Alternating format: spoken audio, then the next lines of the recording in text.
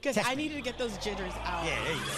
Everyone has a unique gift, and Mike, the creator of the One Life podcast, believes most people don't know how to use their gifts or what they are. Mike wants you to see things from a different perspective and be true to yourself. The One Life podcast unites the world through art, fashion, music, and film. It inspires, motivates, and creates positive energy, love, and compassion to all communities, and creates an equal playing field for all. On the One Life podcast, they cover topics like building relationships, overcoming adversity, habits of healthy people, and much, much more. We only have one life to live. Be yourself and live your truth. Add the One Life podcast to your playlist. That's the number one NE Life. Available on Spotify, Amazon Music, Apple Podcast, and your favorite podcast platform.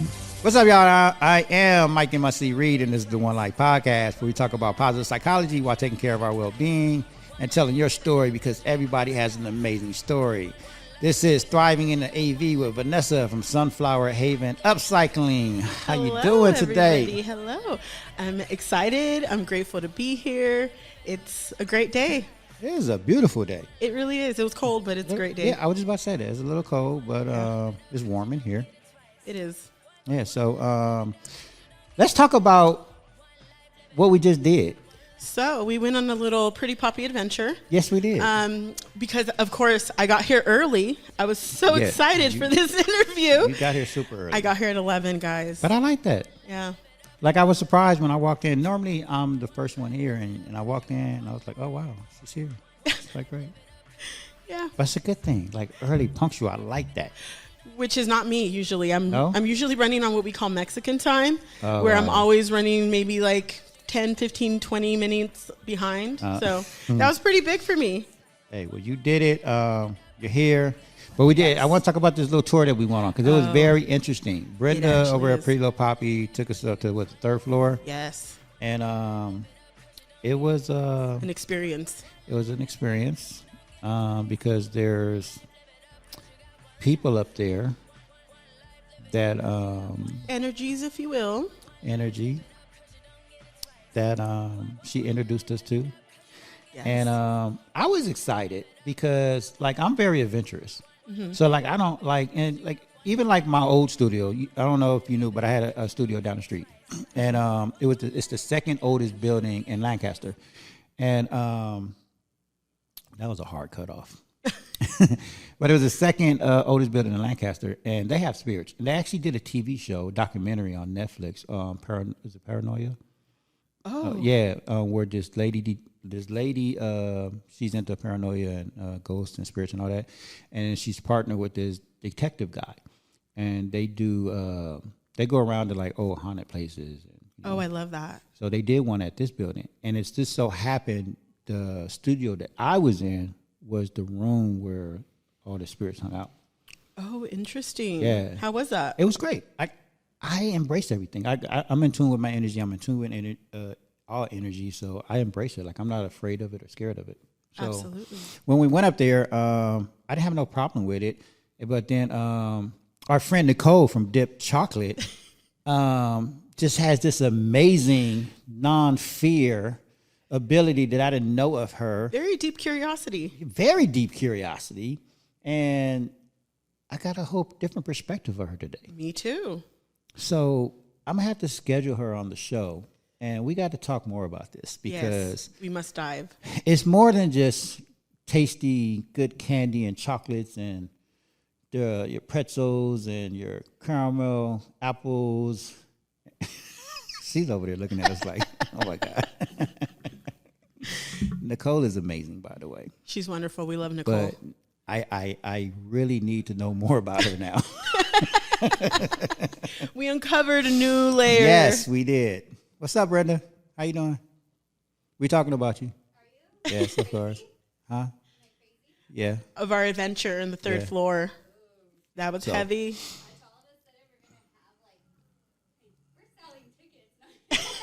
It's funny. Yeah. Well, But anyway, we could have our that was good. paranormal. I mean, I actually had fun. It was fun. It's fun going up there. But let's get into you. And what do you do? And let's just first explain, like, what do you do? Well, these are a couple of little things. Let me go back to my original roots. Where I started was flipping furniture. Okay. So out here in the AV, we have a lot of desert, a lot of, areas where you can dump. There's a lot of dumping ground. And I was looking to start something. I didn't know what I wanted to start. I just know I wanted to create. I wanted to somehow have a place in my community. So I started picking stuff off the alleys or off the side of the road. There was this one time off of Beryl Springs, I pulled over into a dirt trench and I pulled out a beautiful solid wood coffee table. I mean, people probably thought I was dumping. So I had to make it clear, like, I'm putting it in my car, but this is kind of what I do. I take furniture, unloved, out-of-date furniture, and I kind of revamp it, give it new life, new hope. But in the process of that, it gave me new life. Right. It gave me new hope, new purpose. It was in a really low place in my life. I had just had a loss in my life. My grandfather, in 2016, he was a big part of my life, and we lost him. And that really forced me to make a life change because of the way it was affecting me. Okay. I mean, stress levels, I had my family, my grandmother that, was still left, and they had been married for 52 years or so. So it was like a big change to her world. And since they had raised me, it was very impactful to me, where I had to change everything to incorporate her into my life. My children grew up by my grandfather. So it's like, it was a very hurtful time in our lives. So I found this outlet, and in the process of it, beautifying furniture and finding myself and rediscovering, it really helped with my mental health. Right. Because it was spiraling. So it's like one day at a time. With each furniture that I would upcycle, it kind of felt like I was working on a little piece of myself. And from there, it kind of just evolved because I had more creativity. I wanted to learn more. I wanted to embrace art. So by you giving furniture and all your creations new life, it actually gave you life. It did. I love that. It did. Unexpectedly. You found purpose, yeah. Exactly. And it's funny because I had a career in the medical field. I was in the medical field for 11 years. I was working as a medical historian for an agreed medical examiner down in Century City. So I was working with really important cases. It was a very heavy job. It was very stressful. The commute was stressful. It took me away from my family. And it did, like I said, it took me to a dark place, but I had to make the choice. And my children came first. My grandmother came first. But again, this was still putting everybody else in front of me. It wasn't so much, I guess I was trying to keep myself together for them. But in this process, I discovered that I was healing more than what I had bargained, and leading my family into a healing place, where it had to start with me. Right. And that was pretty challenging, but, through crafts and through art, it's been helping. It helps a lot. It really does help me make it out of the day-by-day cycle. Right. Now, do you find yourself, are you at your best now? Do you believe you're at your best now? I think I'm in a much better place than I used to be. I recently came to a realization of a couple of things.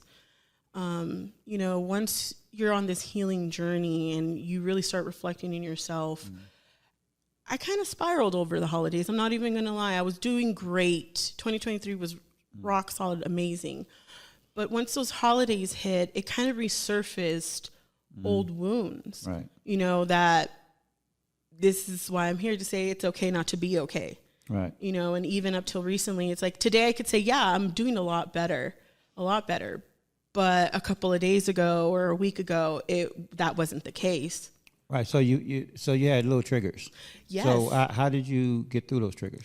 Actually, I was talking with friends. It's really good. I found it's really important to have a support system. Right. And I found a big support system here at Pretty Poppy. It's not just business owners. Yeah. It's more like-minded women in walking the same path, looking to support one another. And I actually started reaching out to my tribe and trying to get through it. And one of my friends recommended a book. It's called What Happened to You? And this is by a psychologist and Oprah. And the book basically breaks down how triggers affect people that have overcome trauma or losses or anything like that. So that book actually really helped for me to identify that I do still have triggers that need to be addressed. And I think owning our story versus letting other people tell our story is a big part of it. That's why I tell people they should communicate more often. Absolutely. Communication is key in every aspect of life. And like you just said, I mean, that's a great point how you just brought it up, is opposed to letting someone else tell your story, like who better else to tell your story? Like, why let everybody in the world assume and come up with all these conclusions about who you are? And they have. Because even like the book I'm reading, it's called Breaking the Habit of Being Yourself, right? It's about you are who someone told you are. Right. Like everything was given to you at birth, your name, your values, your morals, everything was given to you, whether it was your, parents or your environment or whoever raised you, whoever your circle was, they told you who you was until, at some point as adults, we're supposed to break out of that. Absolutely. And find our true selves. Absolutely. That's something I talk about a lot amongst my friends and those that are actually in my circle is, talking about these stigmas, talking about these things and owning our story, because far too long was I ashamed of mine, where it's like I stayed quiet and it left a lot of room for misinterpretation. It's like, am I judging others? No, I'm actually reflecting on a lot of the things that are being said, kind of asking myself, why am I not brave enough to share these stories? When I see so many people struggling with similar things and I'm like, should I say something? Should I not say something? But it's more, I think, that fear that we live of being judged, right? And it's like, more than anything, I'm trying to focus on building a safe space in my family, my friends, community, trying to reach out and instead of harboring my struggles, maybe share them with the world, because we never know who it's actually going to impact. Exactly. Yeah. That's why I love doing this show and telling people's story, because it's evergreen and you never know 5-10 years from now. Absolutely. Who you're going to help. Absolutely. Somebody's going to listen to your story and get inspired. Absolutely. But I love that. People should always tell their story. You should never let anyone else tell your story, because you are the author. You hold the pen. That is true. So, what is your greatest hopes, like with your company, with your now that you kind of have a grasp about your mental health and how to get through it? Most people don't, but I mean, you have a great support system. Absolutely. So, like, what is your greatest hope now? Now, I'm kind of hoping to maybe be the change that I wish to see. And I understand that's going to be a struggle. It's going to be hard. It's going to test me in several levels. I'm still addressing my triggers. I'm still learning how to get a hold of certain things. So more than anything, I think opening up this year and really living in my feminine energy, embracing love, breaking down my walls so that I can also reach out to others that may be struggling with those same walls and letting them know that it's okay to start over. It's okay to hit that reset button, but at this point in my life, I really just want to help those that are willing to accept the help. Right. No, and I tell people that all the time. Like, one, it's never too late. I mean, it's really never too late. I mean, so many stories about people starting all over, and even at old ages. Yeah. It's never too late. Always hit the reset button as many times as needed. Yeah. Because our triggers are always going to be there. They're never going to go away. There's no remedy or cure to where, okay, now all your past and everything that you went through is just gone. Like, right. It's always going to be there. And as long as we can struggle well through it all and thrive through it, we're going to be okay. Absolutely. Like, I embrace my struggles and my ups and downs, because we're going to have obstacles every day. Like, no matter what. I mean, you might have some good days, but you're going to have some bad days. Absolutely. You're going to struggle. Like, they're not going to go away. Like, this week was a roller coaster for me. I had ups and downs, but I embraced it. Like, I think this was the first week since my class that I experienced the little roller coaster ride that I had all week. And I got through it extremely well. I'll be honest with you. Like, I was actually proud of myself. That's really good. Well, I'm proud of you too. Thank you. Because I know how that struggle could be. And I know how it can be, because it's been like times where it was just so rough. But this time, like, I just embraced it, and I go to my jolts of joys and, like you said, my support system, and I accept it. It's like, okay, today's a bad day. Like, it's not a productive day. It was what it was. Like, and it's important that, like I was telling you before the show, like, not to overthink everything. Like, because a lot of the stuff that we go through, like, we can't control, because we can't control people. Right. So people are going to be people, and we're amongst 8 billion people in the world. So it's like, we're going to have triggers. There's going to be something as we're going through our path that something's going to happen, and it's going to trigger something, and, just don't overthink it, and just embrace it and be like, okay, I see it. Absolutely. I can get through this. Yeah, because I got to say, this time around, I did see things that would normally knock me good. It's like, I got to say, I am proud of myself this time around. Reaching out was not easy. Right. Talking about the struggle was not easy. Realizing the things that actually do trigger me was kind of interesting. You realize that you don't want to sit at certain tables anymore. Right. It's like you're sitting at these tables means you're still kind of connected to that unhealed version, is what I found for myself. It's like I want to be surrounded by positivity, by love, by light, but I also don't want to sit at tables where other people's lives are the topic of conversation, because I found out that is a trigger for me. Right. I deal with a lot in life that I'm still getting comfortable speaking on, and it's like, I think I realized it was just time to go into that journey full-heartedly, and it's okay. But speaking of tables, we, like, I like to say, we create this space, right? Like, we all live in our own space, and when you create this nice, positive space, you don't want someone to pull you out of it. You know what they say, misery loves company. Right. So when someone is in a bad space, they always like to pull you into their space. Right. So I had to learn not to let people pull me into it, because I was that guy that I used to let everybody pull me into their space and thinking, okay, I'm going to go over here into this negative space and fix them, right?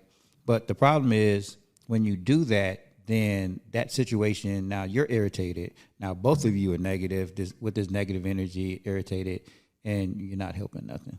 Right. It's right? counterproductive. It is counterproductive. Yeah. So now I love my space. I don't allow people to pull me out of it. I'm like, you can come talk to me in my space. Right. But you're not going to bring that negativity with you. Like, we're going to have a productive conversation. And I always tell people, I let people vent, because most people just want to be heard. And that's why I let people vent. A lot of people say, oh, I don't want nobody calling me venting. No, I allow it, because I know, just from my personal experiences, like, sometimes, like, I just want you to listen to me. Like, I don't want you to give me advice. Absolutely. I want you to listen. And that's how most people are. They just want to be heard. Yeah. Like, they don't want advice. So that's why listening is, like, the most important thing of a conversation. Like, if you could be present and just listen, what we call active listening. Correct. Then that's all you need. That's all they need. Absolutely. And I got to say, I am one of those. It's like, for the longest time, was like, why this, why that, why does this happen to me? And it's like, my perspective needed to change. I just needed to talk it out. Exactly. I just needed to talk, like nobody had ever listened. And when I started speaking, it's like, okay, I'm not the only one. Right. I'm not the only one struggling. Like, we're all going through something. I tell people all the time, we're all going through some type of mental health on some type of level. Everybody Absolutely. Is, no matter what. Yeah, the world's tough. It's meant to test us in every level in our dedication. Right. That's why I say, like you just said, talking it out. That's why I love having conversations with us. with people, you know, because when you talk something out, it's not about you giving advice. It's just when you're talking and someone's listening to you, you're actually hearing yourself talk. And when you, it's crazy. Like when you say things, like, I don't know if you ever said something and like in your mind, it probably didn't make sense, but when you said it and you actually heard it out loud, now it actually makes sense. Yeah. So like, Yes. That's why I say like when people just talk, like they're hearing it out loud and then something's going to click. They're going to be like, oh, you know what? I know why now. Like, it just makes sense. That like, happens to me all the time. I seem to get clarity where I'm like, never mind. I don't really need an answer. Like, you know what? I got it. That's why I tell people, like, no, let people in. Just listen. Just sit there. Because they're going to figure it out. Yeah. You know, it's not about you telling them what to do or, like I said, advice. It's them just talking it out, talking it through, and it's just going to click. It's like, oh, okay. Yeah. Like growing up, my grandpa, he used to tell us in Spanish, mi pecho no es bodega, meaning my chest does not harbor secrets. Right. You know, and it's like as I get older, I start making more sense out of the things that he would say, like, oh, Grandpa, you're crazy. Like, whatever. I don't know what that means. You know, but now that I'm an adult and I'm going through things, I'm like, you're right. My chest is not to keep secrets. Like, I need to get this off my chest, off my mind. You know, because like you said, it leads to overthinking. And I'm famous for overthinking. I will overthink myself out of all opportunities, you know. But it's like, I'm trying to take that power back where it's like, it's okay not to be okay. I have to be more gentle with myself. Just the way my husband says, just the way you speak to your friends. He's like, you give them advice, but you don't always take your own advice. And I'm like, you're right. I don't think any of us do. I know I know that's one of my weaknesses. I never take my advice. Yeah. And I check myself on it all the time. Like when I'm going through things, I always got to say, well, if this was somebody else talking to you, what would you tell them? Or exactly. And I'm like, I know. But I just don't take my own advice. Yeah, I'm really it's bad hard. at that. Yeah, I'm really bad at that. It's really hard once you're the one in the situation with the feelings and the thoughts, and it's like it's directly affecting your everything around you. Right. Yeah. So yeah, I mean, it's the year definitely to be a lot kinder to ourselves. You know, more patient. That's something that I'm practicing is more patience with myself. So what's next with Sunflower? With Sunflower Haven. Sunflower Haven. Wow, we're looking to expand into the community. Right now, I started off crafting for the Not So Square Crafter. Wait, and mind you, I just wanted to say this because I was reading one of your posts and you say what is it? You said that you can recreate or create anything. I can customize anything. Customize anything, yes. I definitely can. Customize anything. So at one point, I was trying to get my slogan to be making your Pinterest board reality. Because what do we do when we want to make something or we want to look, oh, I want this or I want this idea? We go to our Pinterest board. Right. And we start pinning and it's like, oh, I wish I had this or I wish I had time to make this. But I'm over here making it. So I've had people where it's like, oh, how do you make this? Or, oh, I got it here, like this, just picture references because I'm a visual learner. Right. So just seeing visual pictures, it's like I want to bring that to reality. It's like, hey, just because you don't have the vision, the artistic capability, or maybe you're just not tool savvy, there's people like me that can do it for you. There's lots of us creatives out there. Doesn't all this stuff take time? Oh, because like I'm very like, especially like with furniture, right? Like when I first bought my house out here, like all the wood stuff, like my fireplace, my cabinets, like I stained those. Like I stripped them down and stained them to the color that I wanted. But it was like it's so much time. It is. I actually ended up having to take an online course. At the time, it was called Trendy Me, and they were offering these online courses during the pandemic. And I took things like home improvement, furniture repair, upholstery, all that kind of stuff. I kind of already had an idea on how to do things watching my mom, you know, grow up. She reupholstered a whole couch by herself with a staple gun. Like, I didn't even know she could do that. Or she would take hand-me-downs and repurpose them. So it's like my core really comes from like my grandpa, my mom, like my family members. And watching her do all of that, it was kind of like, I think, you know, we just have to step out of that box that we're put in, you know, conditioning like, oh, no, you can't do that. Or, oh, you can't make that. It's going to be too hard. It's going to be too much work. But I find that that's what makes me happy. It's the accomplishment at the end. All the work you do got to put in. I think for me, it's the challenge. Like I like a challenge. Absolutely. Like when someone tell me I can't do something, that's a trigger for me. That's it's the like, wrong thing to say to me. Yeah, I'm like, okay, now I got to do it. Absolutely. Now I have to prove to myself I can do it. And when I and when I start something, like I finish it. Like I will sit here and figure it out. It might take me a while, but I'm gonna sit here and I'm gonna figure this out. That's determination. Yeah, like that's just how my brain is. How my brain works. Yeah, same here. I don't know how many YouTube PhDs I have right now under my belt. Man, right? Like I tell people all the time, man, YouTube is your best friend. It is. Like, when you want to know how to do something, man, go YouTube. It really is. Like I'll be, and it's funny because when I used to have a graphic design company, right? Before my entertainment career, and this is actually how I got good at this stuff. People will come to me like, "Hey, I do something," and immediately I'm like, "Yeah, I can do it. When you need it done." Like, you know what I mean? Like, but here was my secret. I asked them, like, I would say, "Okay, it's gonna take 2 weeks," and they'd be like, "That's fine." So I said 2 weeks because I knew it was gonna take me a week to learn it. And then a week to do it. You still have to figure out, and you know what? That's very true with me. I'm telling you, a lot of this stuff, people was like, "Hey, you know how to do this?" Like, absolutely. When you need it done, I got you. Absolutely. I would go learn it. And then I got caught sometimes, not even caught, but I got hung up. But I think I got a lot of clients because people would then say, "Well, what do you charge?" That's where I didn't know, like, because I didn't know what the value was. So I would. And I think this is where I got a lot of my clients because my prices was so cheap. Oh, they're like, God, "Oh, Mike can do it." That's me. Because everybody's like, "Why are you so cheap?" Yeah. I'm like, "Well, I don't know how to gauge. There's nothing to compare to." And plus, I was on a learning curve. I was like, "You just paying me to go to school, like YouTube." Same. All I kept saying was, "Well, I'm new." Yeah, it's like I was like, so yeah, that's how I learned how to do a lot of things. I was like, yeah, I do a lot of this stuff. I'm telling you, there's just been countless nights where I'd be up like 3-4 in the morning on YouTube trying to figure something out. I can relate. I figured it out. Yeah, same here. I mean, cross-comparing videos and see what's the common information in all these videos. And it's like, take that and kind of run with it your own, which is kind of what spawned Crafting for the Not-So-Square Crafter. I don't go to the beat of everybody else's drum. But I think, as a kid, I was always that kid that took things apart anyways, that I wanted to know how things work. You were a tinker. I was a tinker, yeah.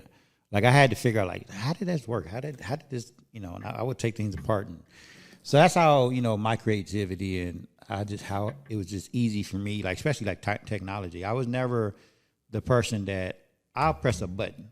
So don't ever put me in like to a nuclear room because I'll be pressing buttons like for real. What does this do? Like I'm always curious. Like I want to know what this button or this switch does. Yeah, I saw your level of curiosity up there. Yeah, Nicole, she was in there You touching and Nicole stuff. were just like running in that room. Brenda and I were held back. Like it's like where did this passway go? Where did this door go to? Like I gotta know. Yeah, like they busted out flashlights. That's why I hate when people tell me you don't supposed to know everything, and I call bullshit on that. I gotta know. I want to know everything. That's just how I operate. So you have a hunger for knowledge. I do. I can understand. That's why I am who I am. Anyways, Vanessa, I asked you what's the next big thing, but what are you? Crafting for the Not-So-Square Crafter. Okay, and what is this right here? Oh, well, this is my little therapeutic packs. Okay. These are the hot and cold packs I made because I have a lot of neck issues as a crafter. Now, when you say you made them. Yes. You made those? Yes, I did. So you make everything. Yes, I do. That's dope. I like that. I do accept challenges, guys. Wow. I'm not even going to get into how you made that, but. Yeah, what made you want to make that? My neck hurt. I had migraines. My neck was tight. I got a lot of migraines. I get a lot of migraines. This is really good for it. Okay. Because it kind of it brings down the inflammation. So when your neck is inflamed, it's kind of pushing in on all your little nerves and bits in there. And that's what causes all that pressure, causing a migraine. So I had to figure something out fast, and I have 11 years of hands-on therapy experience with patients. So I was like, let me bring a little bit of that knowledge to the community, because I know all my fellow crafters are probably having the same aches and pains than I do. Right. You know, but now it's not even just crafters, it's just everybody in general. If you've had injuries, arthritis, this pack is really good for it. I have some that are infused with essential oils to help kind of like an aromatherapy. There's some where they're plain, you know, you warm it up for 2 minutes because it's rice and it holds that heat. It gives you a little weight. So it also helps with anxiety. If you kind of needed like a weight blanket or something comfort and warm, this kind of tends to help too. So, I mean, I'm all over the creative spectrum. I see. You have a lot of stuff. Yes, but that's great, though. I love it because, like you said, it's helped with your mental health. Absolutely. You found something that you enjoy, and it gives you purpose. I did, you know. I really did find a purpose because when I quit my job in the medical field, my husband had taken me on a camping trip to Sequoia, a family trip. I mean, I was at the worst. You know, I was like at over 300 pounds. I was really broken, really sad.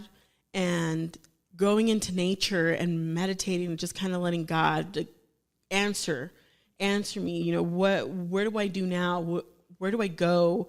I don't know what to do. I was feeling lost and broken. And this business, I picked up sticks. I was picking up foraging, picking up sticks, doing stuff. I was like, ooh, this could be a cane, or ooh, this could be, you know, a wreath. And it just kind of started from there. So at the end of that camping trip, I never realized that my whole life I had a feeling of I was waiting for something. And when I came back from this camping trip, I was no longer waiting for anything. That feeling was gone. And great. Sunflower Haven Upcycling is what came up. You know, I really had to dig deep for that name. But I don't know if you guys know a little bit about the sunflower. No.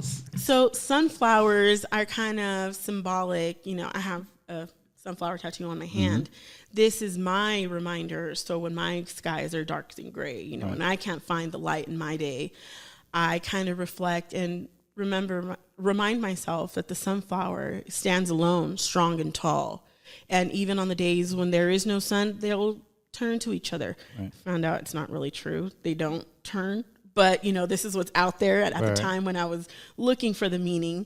But it had said that sunflowers will turn to each other and give each other that energy. And it kind of felt like, wow, as human beings, like maybe that's what we can do is when you can't find your sunshine, when you can't be the light, find another fellow person, human, reach out, family, friends, your tribe, anybody, just, and it all plays into the, it's okay not to be okay, finding your light. And those dark days that I can't find the light, I try to be the light. I love that. Yeah. I'm going to use that as a mic drop.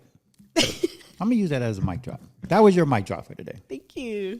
That was dope. I like that. Yeah. Well, I had to dig deep, you know, something had to give. Right.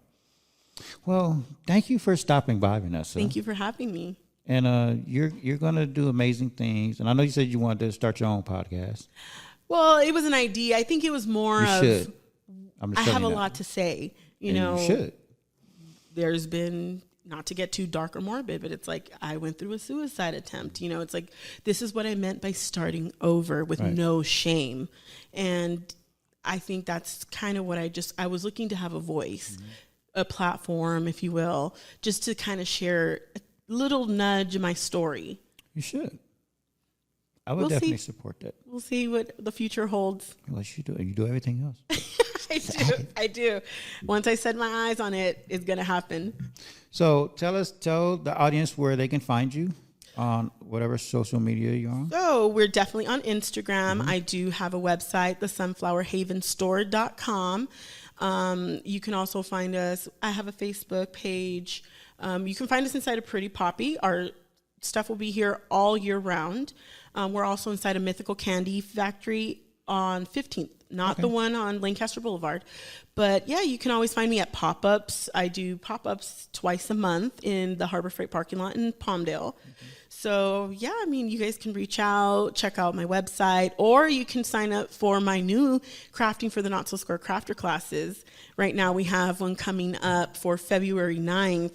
We're actually collaborating with Tiffany from Cook and Sip. Oh, okay, nice. She's been a big mentor of mine. I was intimidated by her. I'm not going to lie. It was one of those things where I'm like, I got to go for it and reach out with her. And now to be working with her is just, it's so amazing because I have so much respect for her. Nice.